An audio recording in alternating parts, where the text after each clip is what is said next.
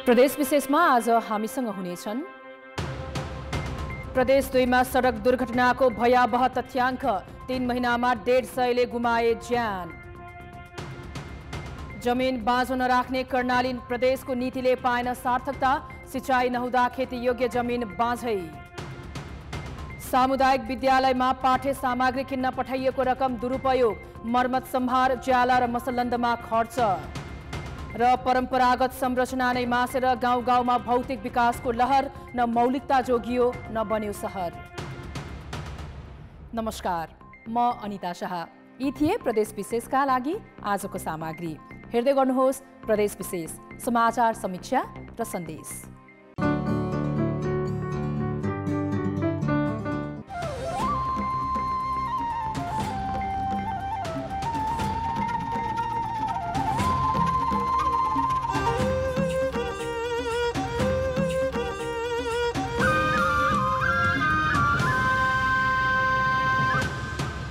प्रदेश विशेष। सवारीमा बाट हुने दुर्घटनाका कारण प्रदेश 2 का सडकमा दिनमा कम्तीमा 1 जनाको ज्यान जाने गरेको छ। अनियन्त्रित कुद्ने ट्र्याक्टरका कारण सबैभन्दा बढी दुर्घटना भइरहेको प्रहरी तथ्याङ्कबाट खुलेको छ। प्रदेश 2 का सडकमा हुने सवारी दुर्घटनाले दैनिक कम्तीमा 1 जनाको ज्यान जाने गरेको छ। चालू वर्षको माघ महिनासम्म 2435 वटा सवारी दुर्घटना भएको प्रदेश 2 मा 303 जनाले ज्यान गुमाए, 3663 जना घाइते भए। मङ्सिरदेखि माघसम्म 3 महिनाको तथ्याङ्क हेर्दा सवारी दुर्घटनामा 90 दिनमा 153 जनाले ज्यान गुमाएका छन्। मुख्य राजमार्गमा सवारी दुर्घटनाको सङ्ख्या चाहिँ अहिले त्रैमासिक रूपमा हामीले तुलना गर्ने हो भने 59 छ, मृत्युदर 62 छ। तर त्यही चिज भित्री सडक खण्डमा चाहिँ सवारी दुर्घटना चाहिँ 89 वटा छ यो 3 महिनाको अवधिमा, र मृत्युको सङ्ख्या पनि 91 छ। भनेपछि त्यो डेटाले पनि भित्री सडक खण्डमा बढी चाहिँ दुर्घटना हुन्छ भनेर चाहिँ यहाँ देखिएको छ। प्रदेश 2 मा सबैभन्दा बढी ट्र्याक्टर दुर्घटना भइरहेको देखिएको छ। गाउँ गाउँबाट व्यावसायिक प्रयोजनको सामान बोक्न सहर पस्ने गरेका ट्र्याक्टरका चालकले ट्राफिक नियम पालन नगरी अनियन्त्रित रूपमा ट्र्याक्टर कुदाउँदा दुर्घटना भइरहेको पाइएको छ। चालकमा देखिएको सडक ज्ञानको कमीसँगै अधिकांश ट्र्याक्टरमा साइड लाइट र ब्याक लाइट हुँदैन। कतिपय राति एउटा मात्र हेडलाइट बालेर ट्र्याक्टर कुदाउँदा मोटरसाइकल हो कि भनेर झुक्किएर सवारी ठोकिने ट्राफिक प्रहरीले जनाएको छ। भित्री सडक खण्ड र बाहिरी सडक खण्डमा दुर्घटना 15 देखि 20% ट्र्याक्टरको चाहिँ सङ्ख्या देखियो, 15 देखि 20% दुर्घटनामा। भनेपछि अब यसलाई पनि केही हामीले चाहिँ एउटा मापदण्डभित्र ल्याउनुपर्छ भन्ने त्यही ध्येयले त्यो उद्देश्यले चाहिँ के गरियो भने अहिले ट्र्याक्टरहरू सबै कुराहरू ट्र्याक्टरहरू चेक जाँच गर्ने। कृषि कार्यका लागि यस प्रदेशमा ट्र्याक्टरको धेरै प्रयोग गरिन्छ। सडक सुधार, ट्राफिक ज्ञानको विस्तारसँगै ट्राफिक निगरानी बढाउन सके सवारी दुर्घटना न्यूनीकरण हुन्थ्यो कि। कान्तिपुर समाचारका लागि क्यामेरामा पङ्कज श्रेष्ठ र 12 सहकर्मी रमेश ठाकुरका साथ उपेन्द्र ठाकुर, वीरगञ्ज, पर्सा। भौगोलिक रूपमा विकट कर्णालीमा खेतीयोग्य जमिन न्यून छ। भएको खेतीयोग्य जमिनमध्ये सिँचाइ अभावले 82,000 हेक्टर क्षेत्रफल भन्दा बढी जमिन बाँझो छ, जसले गर्दा कर्णाली प्रदेशमा खाद्य अभाव सृजना भइरहन्छ। हरेक वर्ष खाद्यान्न अभाव झेल्ने कर्णालीमा भएको खेतीयोग्य जमिन समेत सिँचाइको अभावले बाँझै हुने गरेको हो। 59% नागरिक नै कृषि पेसामा आश्रित कर्णाली प्रदेशमा 59,86,780 रोपनी खेतीयोग्य मध्ये 43,37,600 रोपनी क्षेत्रफलमा खेती गरिन्छ भने 16,49,180 रोपनी क्षेत्रफल बाँझै छ।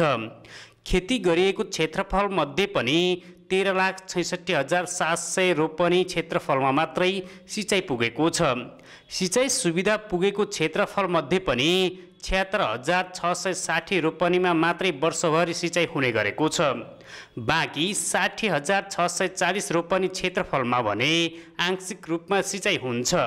पर्याप्त सिँचाइ सुविधा नभएकै कारण उत्पादनमा समेत कमी आउने हुँदा खाद्य अभाव हुने गरेको हो। सुक्खा भएको बेला यस्तो सिंचित क्षेत्रभन्दा बाहिरको जमिनमा सबै बालीहरू नभएर सुक्खा हुने र उत्पादन साह्रै कम भएर खाद्य सुरक्षामा धेरै न्यून हुने प्रदेश हो। प्रदेशको राजधानीमा बसोबास बढी भएको सुर्खेतमा सबैभन्दा बढी 3,40,000 रोपनी खेतीयोग्य जमिन बाँझो छ।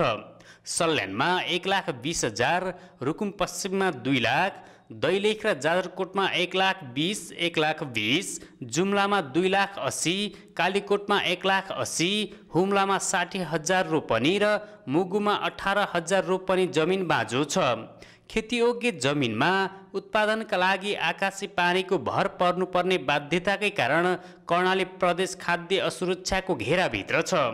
प्रदेश सरकारले जमिन बाँझो नराख्ने नीति लिएको छ, तर सार्थकता भने पाउन सकेको छैन। जिमी जग्गा कम भएको, हुम्ला जिल्लाको बस्ती कम भएको, कोदो फापर चिनु फल्ने ठाउँ हाम्रो हुम्ला जिल्ला हो।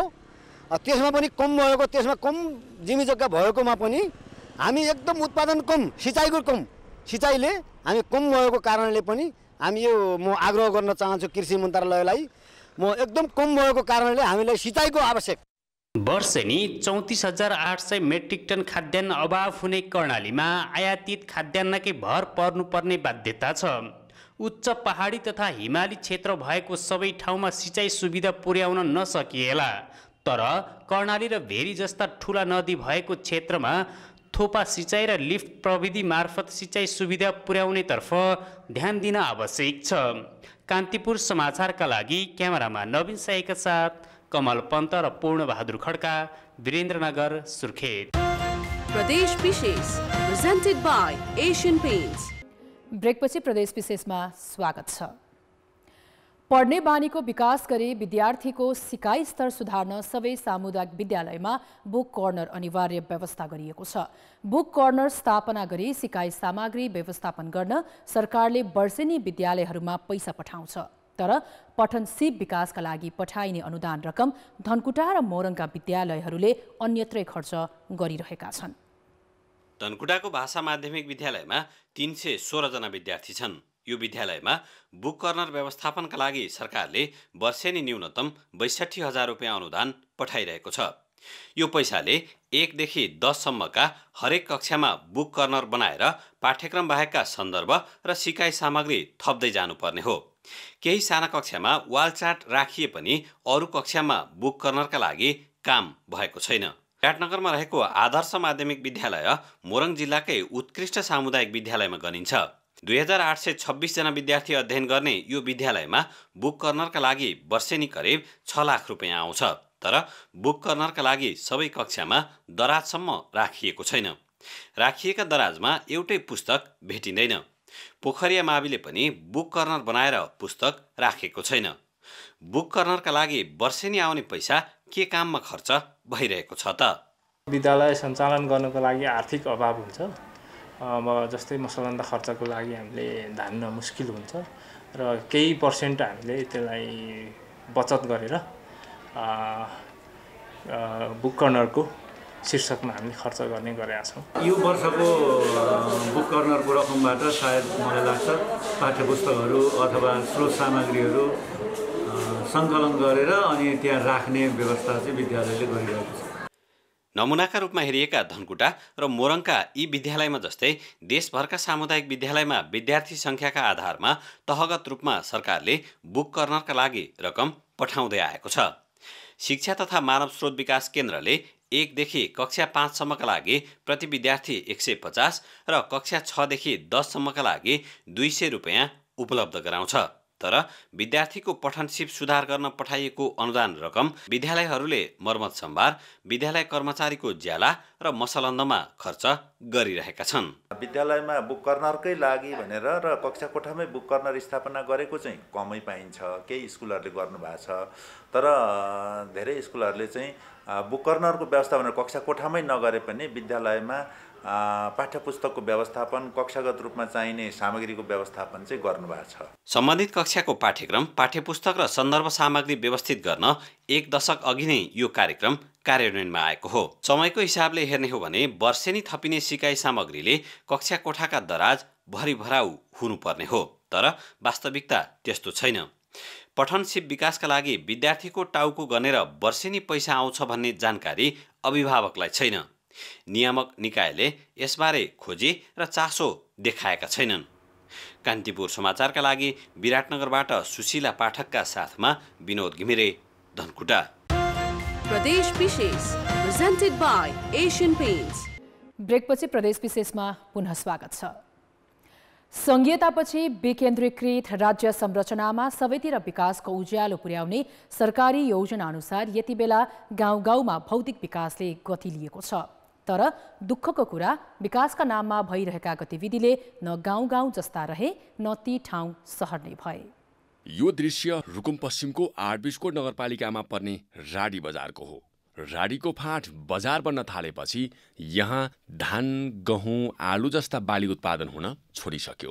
यो त रुकुम पश्चिमको प्रतिनिधि दृश्य हो। यससँगै चौरजहारीको उपत्यका र खोला गाउँ, सानीभेरीको सिमली र पेदीफाँट, मुसिकोटको मास्मी र सोलाबाङ तथा बाँफीकोटको छिनखेतका धेरै कृषियोग्य जमिनमा भौतिक संरचना निर्माणले गति लिएपछि फाँट एकादेशको कथा हुँदै जान थालेको छ। रुकुम पश्चिममा यति बेला एकातिर यसरी उर्वर भूमि मासिँदैछ भने अर्कातिर ग्रामीण सौन्दर्य पनि हराउँदै गएको छ। मौलिक घर, बरपिपलका चौतारी, ससाना पोखरी अनि पाटी पौवा र लेकबेसीको संयोजनमा बनेका सुन्दर संरचना मासिएपछि न त यी ठाउँ पहिलेकै जस्तो सुन्दर गाउँ रहन सके, न त यहाँ सहरी सुविधा नै उपलब्ध हुन सक्यो। केटाकेटी पढाउँदा पनि बाहिर पठाउनु पर्ने, बिरामी हुँदा पनि बाहिर जानुपर्ने, काठमाडौँ नेपालगञ्ज नजाँदा नहुने, अनि अरू सेवा सुविधा पनि सहर जस्तो छैन।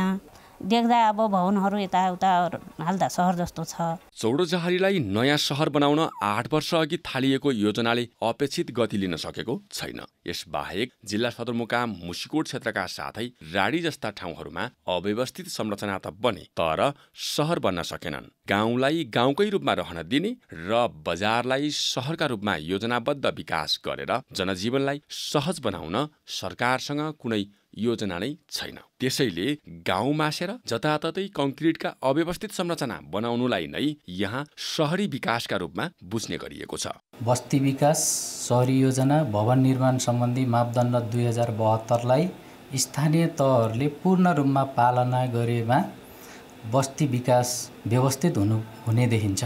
पहाडी जीवनशैलीलाई सहज बनाउँदै सर्वसुलभ शिक्षा, स्वास्थ्य र यातायात तथा रोजगारका अवसरहरू सिर्जना गर्न सहरी विकासको योजना र त्यसको कार्यान्वयन जति जरुरी छ, मौलिक जीवनशैली बोकेका गाउँघरको संरक्षण पनि त्यति नै आवश्यक छ। तर आँगनमै रहेका स्थानीय तहसँग गाउँ जोगाउने र सहर बनाउने योजनामा नै अलमल छ। हामीले चाहिँ उत्पादनशील भूमिलाई जोगाउँदै बस्ती चाहिँ व्यवस्थापन गर्ने चाहिँ प्रक्रियामा अगाडि बढाउने कोसिस गरिराखेका छौँ। आधारभूत आवश्यकताको परिपूर्ति र रोजगारीको खोजीमा गाउँबाट सहर फिर्ने अनि गाउँ सुनसान हुने प्रवृत्ति रोक्न सुविधायुक्त गाउँ र सहरी विकास जरुरी छ। त्यसैले नयाँ सहर बनाउनु अघि नै योजनाबद्ध रूपमा काम गर्न सकिए गाउँको मौलिकता पनि जोगिने र यही सहरी सुख सुविधा पनि उपलब्ध हुने थियो। कान्तिपुर समाचारका लागि महेश केसी, रुकुम पश्चिम। प्रदेश विशेष आजका लागि यति नै। प्रदेश समाचारहरूको साथमा भोलि फेरि आउनेछौँ। कान्तिपुर टेलिभिजन हेर्दै गर्नुहोला। नमस्कार।